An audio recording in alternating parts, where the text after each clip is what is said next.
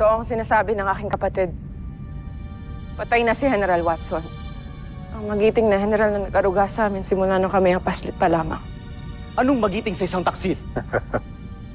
Napakatalas naman ang dila ng isang to. Humingi ka ng tawad ngayon din sa aking mahal na prinsipe! Hindi na kami muling magyuyukod ng ulo sa isang katulad mo! Hindi ka mahusay na pinuno, Zardos.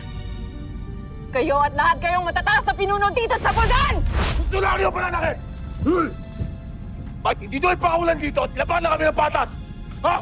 Anong sinasabi mong patas? Hindi mo ba nakikita ang sarili mo? Isa kang alipin! Kayong dalawa, mabababang uri! Ang mga alipin, hindi karapat-dapat binibigyan ng pantay na pagtingin.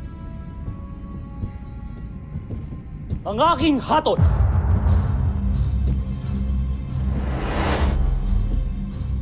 kamatayan.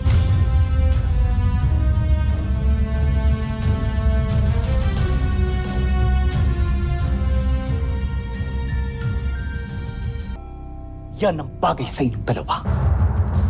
Dahil malinaw na kayong dalawa ay traidor sa busa. Hindi kami natatakot sa'yo.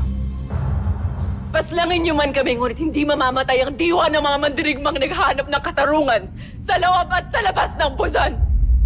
Paslangin niyo man kami, ngunit hindi ako mamatay ng isang alipin. Ngunit ng isang mandirigma na binigyan ng pagpapahalaga. Hindi nang katulad niyo. Ngunit ang tinuturing niyo kalaban, ang Voltes 5 na dinadalangin kong magtagumpay laban sa inyong lahat! Aida! Sige, sungkan!